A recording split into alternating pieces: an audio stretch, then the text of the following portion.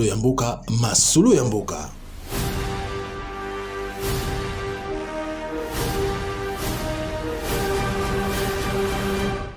Masolo ya mboka moko ya bemission na bino ezalaka wana pona kopesa bino basango nyonso ya mboka na biso. Mboka na biso ezali kokende ndenge nini. Lelo na kati ya masolo na biso na yambeli bino bongo député national Eli ya Mweneditu, honorable Musha Charles de tokobetani masolo na biso ya lelo. Tokolobela likambo etali processus électoral et développement ya territoire ya Mweneditu. Jusque là tozoyebate territoire ngo eloko nini ezokanga vraiment développement nango, mais ye lokola azali vraiment Eli ya kuna tokobeta na ye masolo na biso ya lelo. Honorable na peso mbote na yo. Mbote mama journaliste. Ezali première fois na yo ya koleka na émission na biso masolo ya mboka, émission zalaka wana pona kopesa actualité nyonso ya mboka na biso ndezali kokende. Okoki ko se présenter nanu na balandi émission masolo ya mboka bayeba o réellement ozali honorable Eli ya wapi kakande na utaki olobango na présentation ozali Eli ya Mweneditu, mais toko sepela yo moko se présenter lisusu pas balandi émission masolo ya mboka. Oui maman, merci beaucoup. Je m'appelle Komonangai Naza Charles Guillaume Punga Musha, élu à Mweneditu sur la liste UDPS Tshisekedi. Et bongo, je pense que ça suffit, c'est tout. Je suis élu de Mweneditu Punga Musha, Charles Guillaume. Honorable Charles, kakande yo moko utu koloba ozali élu ya Mweneditu. Mweneditu ezali territoire moko o ezali na souffrance makasi. O population ezali kolila. Tolina ntoyeba eloko ni ezokanga développement ya mopanzi wana ya Mweneditu. Non, il faut reconnaître une chose. Mweneditu, c'est une ville qui se trouve dans la province de Lomami. Ville wana uta ba tonga yango, ba tika yango na mindele, donc ba noko. Pendant en 1960, cette ville n'a jamais connu un investissement public. C'est une ville ferroviaire qui relie les provinces du Katanga au Kasaï, au grand espace du Kasaï. Mais Banda Mondela Kenda, on n'a jamais investi dans cette ville-là, ni à l'époque de Kasavubu, ni à l'époque de Mobutu, moins encore à l'époque de Kabila. Donc, wana nde epesi pasi mingi na kati ya ville wana. Donc, c'est une ville à vocation agricole et commerciale. L'activité mibale wana ekufaki par manque d'infrastructures. Ezala, le tiliki, donc le courant, l'eau et les routes, principalement les routes de dessert agricole. Donc c'est ce qui a manqué dans cette ville-là pendant plusieurs années, depuis 60. Alors, maman soki olingo yoka esika to uti eza mosika na libulu oyo ville à connaître pendant les 60 dernières années, ezali pe moulayi. C'est ça en résumé, pasi ya ville wana. Tozalaki précisément na Mweneditu, tomekaki mpe kosolola ba mama na batata. Likambo etali likambo ba enseignant. Ba enseignant bazali kolela makasi. Bazali kofuta mate, gratuité yango ya enseignement. Au chef de l'État alobaki, kuna na Mweneditu ezali tantôt plus tôt. Ba enseignant bazali kolela makasi. Yo en tant que député Eli ya Mweneditu baponaka yo po oyaka na Assemblée nationale kolobela bango, mais situation o tokuti sur terrain kuna na Mweneditu ezali situation moko ezali kosala pasi makasi. Honorable yebisanga na likambo oyo ba enseignant Mweneditu koki kotalela bango yango te. Natalaka maman, merci. Omoni comme je vous ai dit dans le Bible na ebisio que libulu oyo to kutaki nango Mweneditu ou l'ensemble même du pays. Ce n'est pas une situation particulière à Mweneditu. Likambo yo uti koloba. Ezaka problème Mweneditu te. Nous avons trouvé l'enseignement général, une façon générale par terre. Alors imaginez-vous que tango chef de l'État a lobby que tout tient en place l'enseignement gratuit. Ce que cela pouvait être. D'abord, la première des choses qu'il fallait faire, oyo biso tosali ezali que toluka kozwa division province scolaire euta Kabinda donc totika oyo ya Kabinda tozo oyo ya Mweneditu donc tosali province scolaire 2 le Mami 2 qui se trouve actuellement à Mweneditu mais déjà maman yeba que province scolaire 1 oyo ya Kabinda le Mami 1 ezalaki na pokoso ebele. Nous, on ne fait que nettoyer. On nettoie les choses. Donc, vous nous imputez les choses que nous avons trouvées et que nous cherchons à arranger. C'est ça le problème. Donc, quand il y a eu la province éducationnelle 2, il fallait nettoyer les fichiers. Nous avons un problème au niveau des SECOP. Nous avons un problème au niveau de l'inspection même générale de l'enseignement. Vous avez vu que quand l'excellence Tony Mwaba est arrivé pour remplacer l'ancien qui était là du PPRD, il devait faire un travail très sérieux. Nous avons les effectifs qui n'étaient pas corrects, nous avions des gens matriculés qui n'étaient pas corrects, nous avions voire même des écoles. Est-ce que vous savez qu'en Mweneditu, nous avions plus de je crois c'était 39 ou près de 50 écoles fictives. Il fallait nettoyer tout ça. Alors, dans les écoles fictives, là, il y a eu des victimes. C'est-à-dire qui étaient dans les écoles fictives, mais qui étaient payées par des mécanismes parallèles. Alors, c'est normal que quand ces écoles-là sont désactivées, ces professeurs ou ces enseignants sont pénalisés. Donc, l'ordre est venu, petit à petit. Je pense qu'aujourd'hui, la situation n'est pas comme c'était hier. Nous avons travaillé d'arrache-pied avec les ministres de l'enseignement, Tony Mwaba, et les choses avancent. En tout cas, il faut reconnaître que les efforts sérieux ont été mis là-dessus pour que les choses puissent avancer. Vraiment honorable lelo ezali vraiment likambo oyo toyeli awa oyo okoki ko s'exprimer parce que ba mama ya Mweneditu bandeko ya Mweneditu babaki mama lukela biso ba Eli na biso ya awa ya Mweneditu. Il paraîtrait que tant bokenda kuna bokenda kaka pona ba élection bozwaka pe neti boboza na vacances parlementaires. Mobokitaka na terrain te pour bofanda pe na population. Balobaki na ngana lukabino.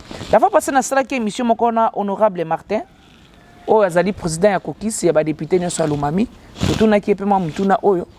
Pourquoi bozalaka wana kaka soki boyebi ke non ba élection ezali kala mingi te bokiti pour bo distraire population apesa bino lisusu ba voix oboya awa bovanda même bokipaka makambo oyo population tindaka bino te boya kolobela e awa na Assemblée nationale. Maman, merci Namotuna Nayo, mais je ne pense pas que moi, je suis comparable à tous ces députés-là, maman.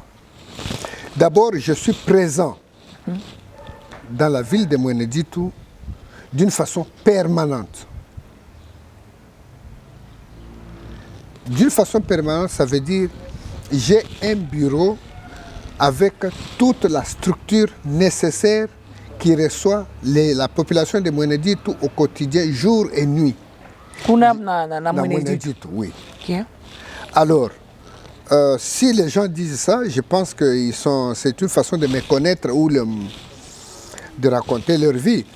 Mais moi, Charles Guillaume Punga, je suis à Mweneditu, je suis un fils de Mweneditu, je suis là d'une façon permanente. Mweneditu, ce n'est pas un endroit où je vais me promener. Non, c'est là où je réside. Dire ce que vous dites là, je ne sais pas qui vous a informé ça, mais ma présence physique, personnellement, je vais à Mweneditu tout le temps qu'il y ait vacances ou qu'il n'y ait pas vacances. Même s'il n'y a pas de vacances, quand il y a quelque chose qui m'appelle à Mweneditu parce que mes affaires sont là, j'y vais. J'y vais. J'ai fait une semaine, j'ai fait 2 jours, j'ai fait 3 jours. Je suis permanemment présent. Honorable lokola yo moko lobi ko zali vraiment mwana ya Mweneditu, fils ya Mweneditu, ozalaka tout le temps na bango, mais yebisa biso depuis ozali awa na Assemblée nationale, baloi nini ou bien baloi boni oyo se proposer na Assemblée nationale pour le développement ya ville ya Mweneditu. Madame, ce n'est pas une loi qui développe un pays.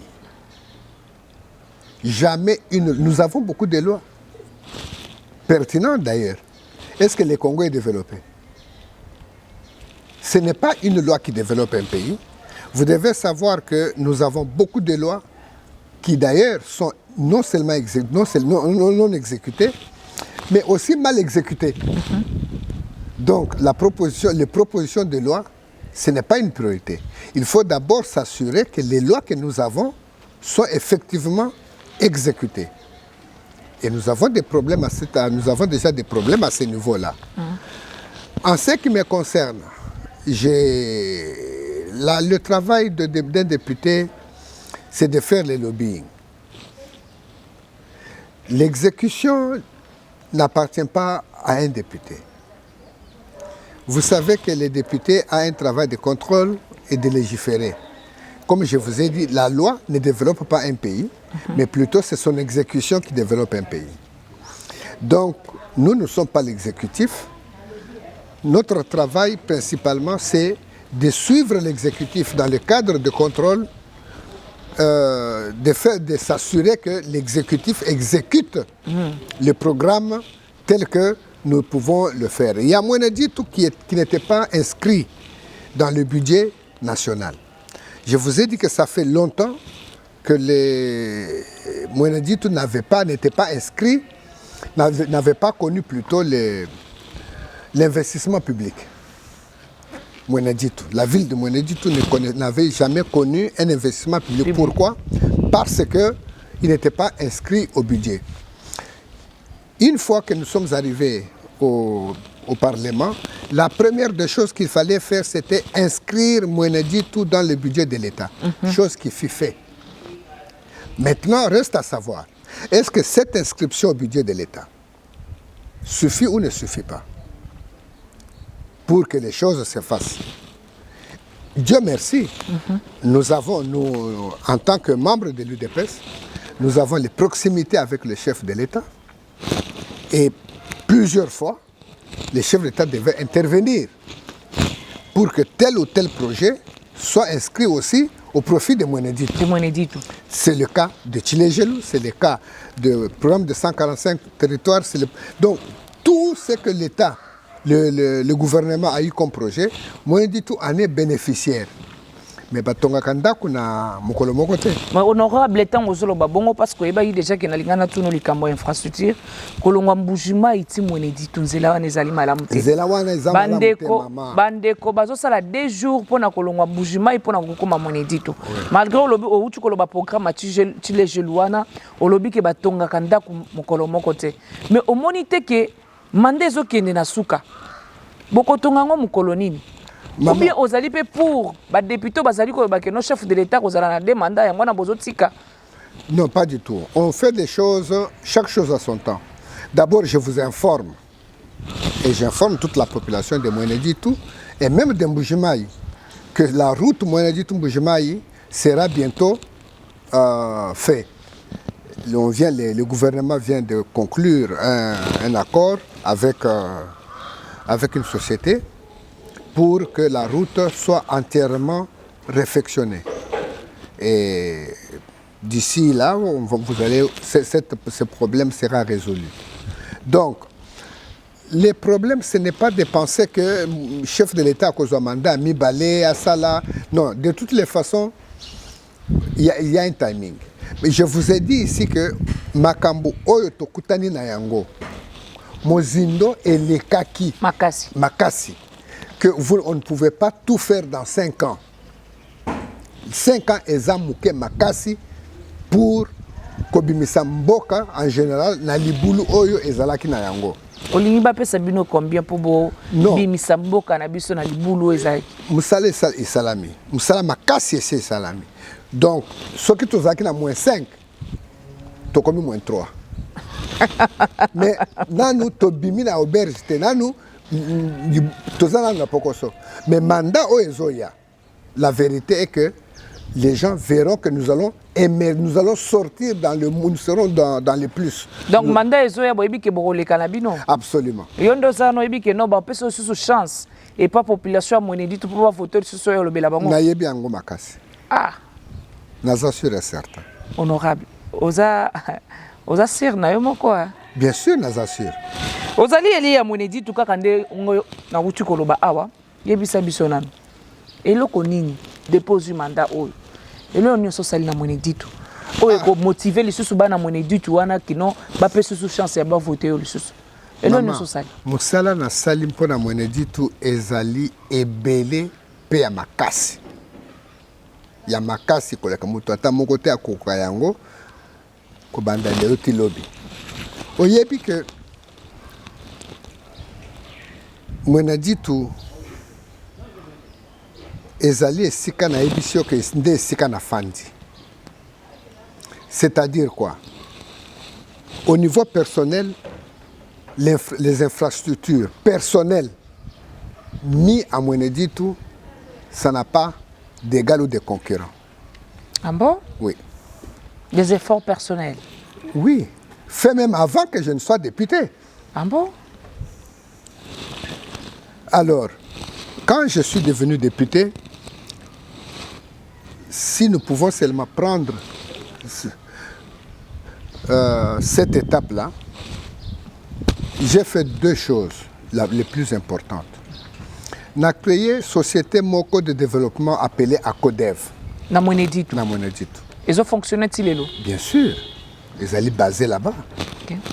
Non seulement que ça donne du travail, non seulement que ça répare les routes, non seulement que ça fait les travaux champêtres, c'est-à-dire l'agriculture et tout ça, et l'OVDA est arrivé à être présent dans Monédite à travers moi. Donc, la société a créé qui avant vous à la députée. Non. Pendant que vous êtes député. Pendant que je suis député, c'est une chose que j'ai fait parce que Monédite avait besoin d'un développement rapide, c'est-à-dire récupérer les routes de dessert agricole qui étaient délabrées. Il fallait commencer à refaire. Voilà pourquoi directement j'ai mis en place cette structure-là pour que Monédite, toutes les routes qui viennent de l'intérieur de Monédite puissent être dégagées afin que Monédite ait des approvisionnements. Donc ça, c'est un très grand travail fait et je continue là-dessus. Sachez que je ne m'occupe pas seulement de la ville du centre de Monédite. Je m'occupe aussi de l'intérieur de Monédite, c'est-à-dire Kachisongo, Kachisamba, tout le village environnant, là où je construis des écoles et des hôpitaux. À la Kachisamba, je construis une école. Kachisongo, je construis une école. À Amba, je construis un hôpital. Donc maman, qui d'autre peut vous dire ça? Yango to yaki po yo moko beta masolo yango eza masolo mboka. Honorable, ou tu kotonga ba école nyoso. Et la route qu'on appelle la route de Lubilange. Yo mutotongi yango. Bien sûr. Mutotongi yango azate. Azate. Na ba effort personnel. Oui. Yango za tresir olobi ke no ba ko voter na bana Monédite batata ba mama ya Monédite ba yebi ke o ya bango kombo na ye Charles Guillaume Punga Mushamusha. Honorable kaka yo mokondo bandi koloba déjà oyo émission na biso elingo lo baté ko ça déjà campagne na. Parce que normalement déjà ozomi komisa déjà. Maman yonde otuni hein mituna ezaki ayo. Biano yayo. Ah voilà. Parce que que population ata osali baza batu bako décevoir yo pe. Baza batu ata osali babiloko nyonso wana otongi baza pe batu lobi pe komona mutu pe mususu abimi boye ba voter ba tiki mais stratégie nini mécanisme nini okoki kozwa po tango kita lisusu ou bien discours nini okoki kosala po ba peso lisusu chance ya mandat ezali koya na 2023. Maman, il faut koyebisa bana mboka bosolo. Bosolo, ça veut dire que je suis un notable, d'abord notable à UDPS, et musala oyo ngai nazo sala na Monédite ezali musala mboka. Msala Mboka ezali ko accompagner le chef de l'État. Le chef de l'État s'appelle Félix Antoine Tshisekedi. Des pères et des mères. Des pères et des mères. Maman, boye que pourquoi tu as eu problème dans le mandat il y a 5 ans? C'est parce que tu as qui mouké dans le Parlement. Kasi ata yo moko za témoin. Vous avez vu les miracles que 32 députés ont fait là au Parlement pour renverser la majorité? Est-ce que vous avez vu ça? Vous êtes tous témoins. Alors, parce que le chef d'État veut l'accompagnement, ces 32 députés-là, ceux qui ont fait le miracle, car c'est ceux qui ont eu majorité dans le mandat,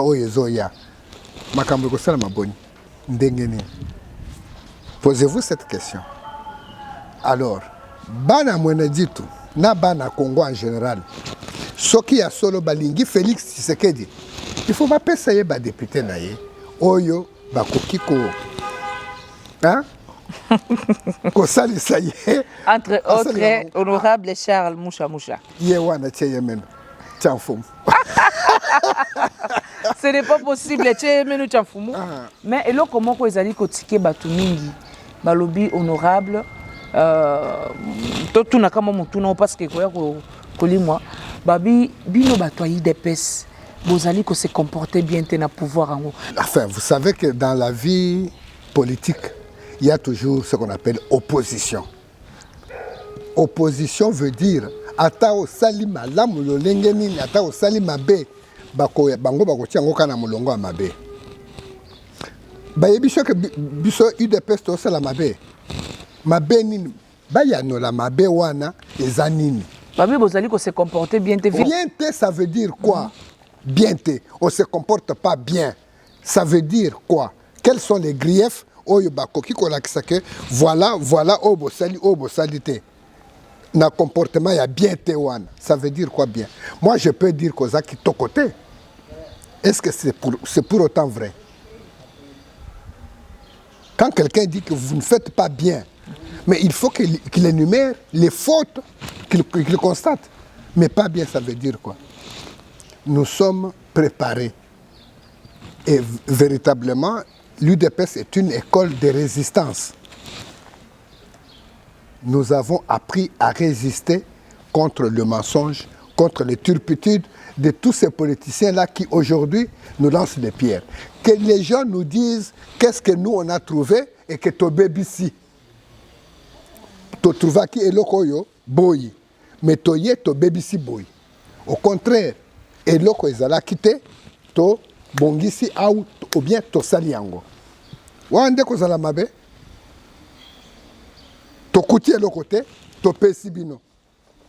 To kuti bozana lo tilikite to pesi bino. To kuti bozana maite to pesi bino.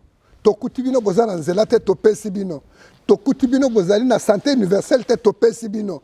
To kuti bino bozana gratuité scolaire te to pesi bino. Mabe yango eza wapi? To kuti bino na diplomatie ya kopola ya kokufa. Mboke kufaki. To pesi bino yango. Donc mabe oyo bozoloba eza wapi? To kuti mapinga na biso ya mboko oyo. Ekufa. To pesi bino yango. Mabe eza wapi? To kuti mboko bosi boteka. Tozongisi yango, oui. Mboka na biso basi bateka ki yango. Oui. Ba forêt boteka, ba mai boteka, ba tuango mibimba boye boteka. Bino sikotango boye bozongisi yango. Oui. IDPS. Oui, IDPS. OK. Tozoko basi kokoba na masolo na biso papa, lelo masolo na biso za somo. Kaka ndo bino moko bo uti kolobaki bokuta ki nyonso bateki. Bino moko bozongisi yango. Oui. Mais obandi ke population o azali koloba tout le temps libanda o azali koloba que chef de l'état promettait ki bango makambo ebele entre autres likambo social ti lelo population zo se retrouver mama social eza eloko nini population zo se retrouver te yebisanga population ngana ye pona tuno mituna ozali wana po ya no la biso la mituna voilà population bayeba bongo ntango zoloba social ezali koloba makambo ebele eza koloba santé kolia, kolata, kotambola, kolala, makambo ebele eza na kati ya social. Tala oto sali. Soki olingolo ba kolia. Biso tokutaki bilanga na mboka oyo biso tobomi yango te.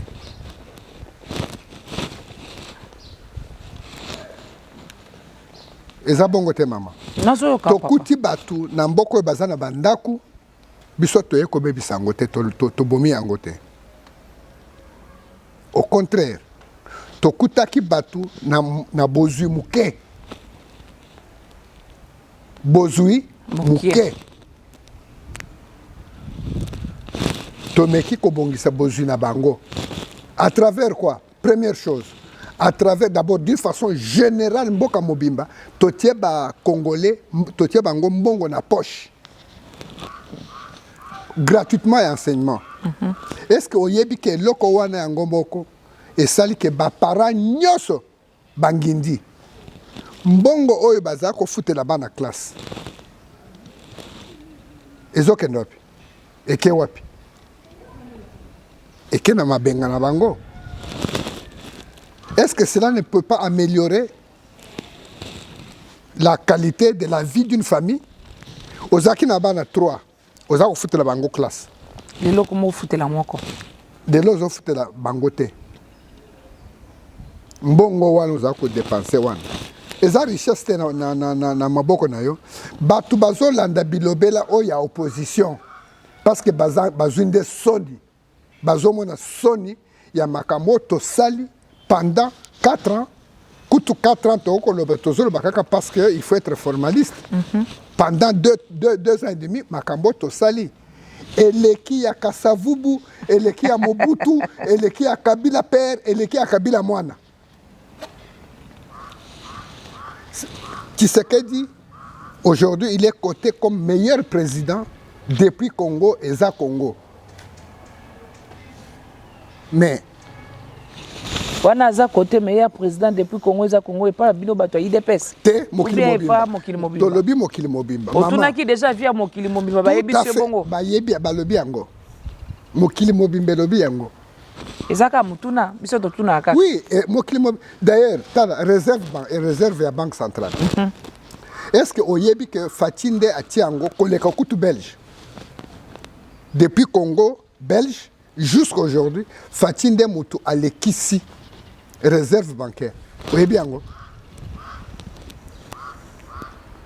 Donc Moutouana doit être le meilleur président qui a construit plus d'écoles que tous les présidents réunis, mis ensemble. Qui a construit plus d'hôpitaux que tous les présidents mis ensemble. Kobandaka Savubu Tilelo, Soko Tieba président ensemble, Mokote Akokani, na Fati Béton. Fati Béton, Moussala y a sali dans 3 ans. Moussala y a sali. Honorable, to comme la souka ya masolo na biso, mais to aussi saboité, photo simba likamo o etali likamo insécurité este ya mboka na biso. Tata mokonza zo tubela ka c'était na likambo etali ba élection faut sala na décembre. Koto bande ko na biso ya este bande ko na biso ya Ituri, bande ko na biso ya Nord Kivu, insécurité zali makasi. Est-ce que banzi ke to ko kene na ba élection sa bango? Maman motuna wana ezali ya motuna pesa. C'est très important comme motuna. Mais vous devez savoir que ne pas aller aux élections est un problème. Ambongo nous a dit même pas un jour. Parce que Ambongo est un politicien qui a dit, qui a reflété aussi la voix d'autres politiciens de l'opposition. Que ceux qui toquent l'élection, bakopé sa président, même pas un jour. Ce qui est prévu dans la Constitution, nous sommes respectueux de la Constitution, des lois et des règles du pays. Mais maman, nous avons une jurisprudence. Et loko wana ya est, insécurité wana, il y a 30 ans. Nous, on ne pouvait pas terminer ça dans 1 année, dans 2 ans, dans 3, dans 4 ans.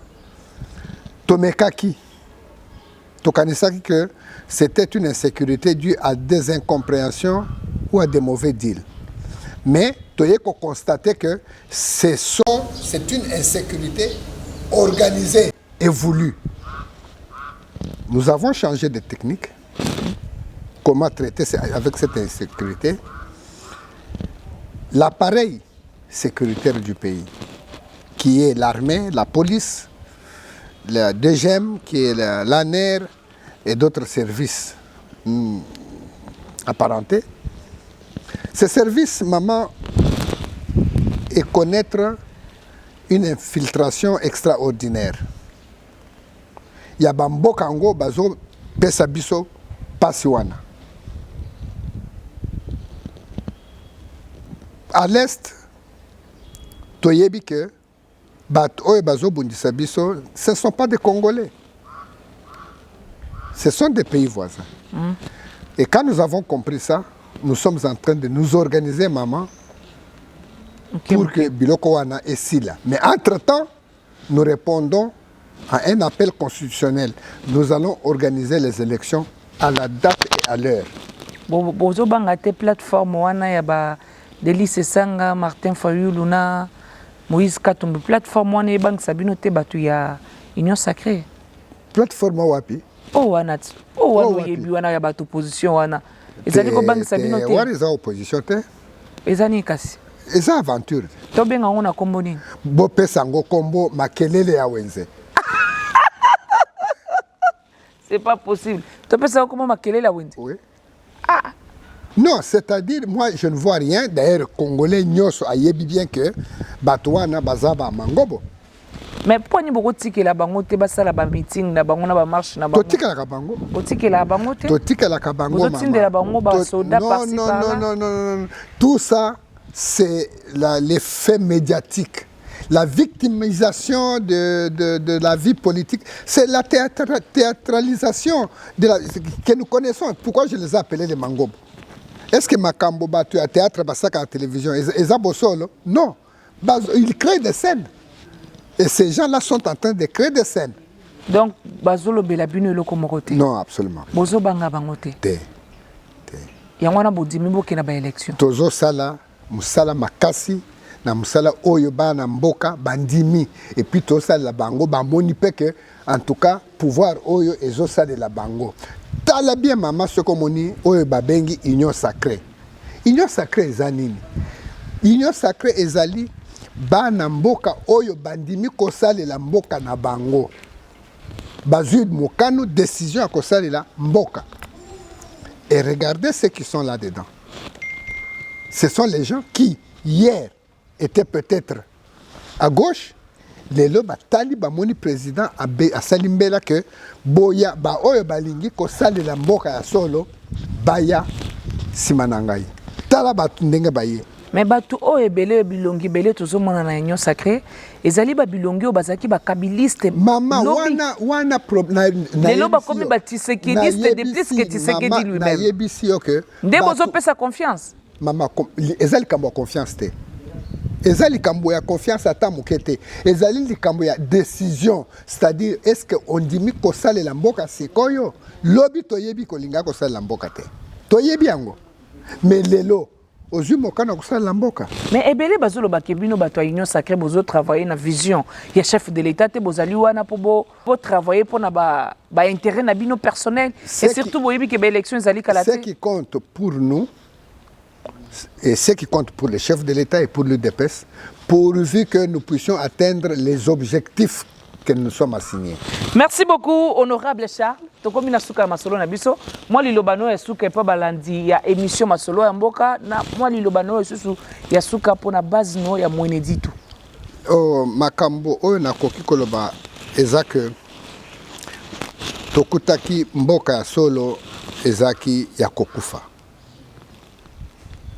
Alors il fallait kobunda makasi pour que mboka esungama ebika ezolobiko tosali yango, mais nous ne sommes pas arrivés encore au bout.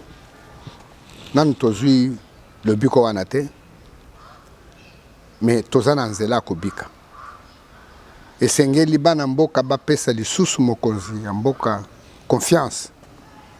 Je pense que yemoko mokonzi ya mboka asalaki programme na ye sur 10 ans.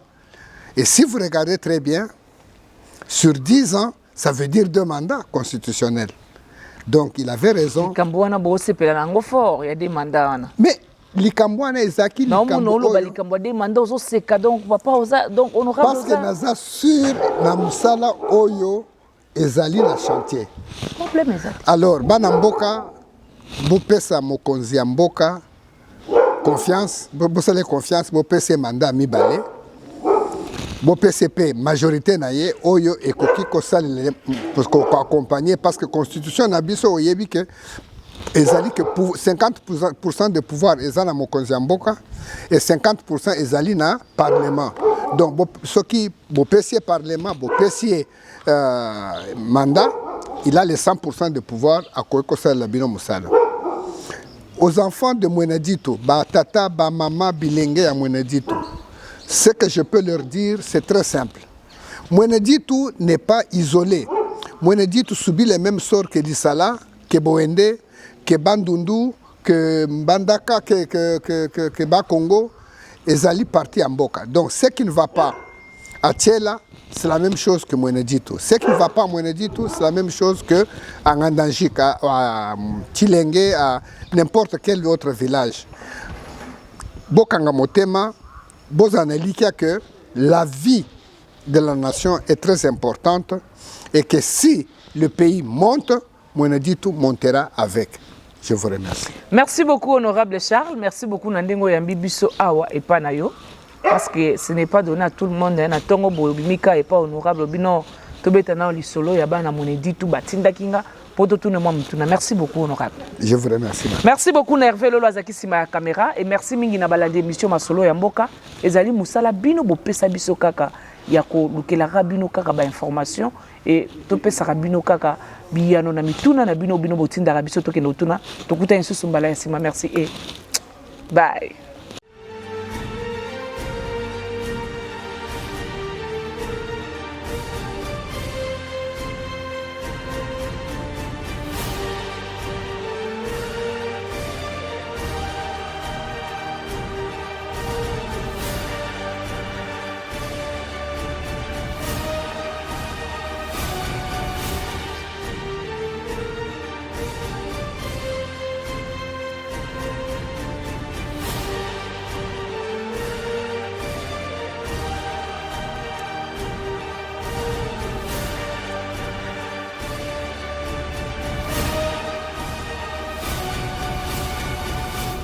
Masolo ya mboka, masolo ya mboka.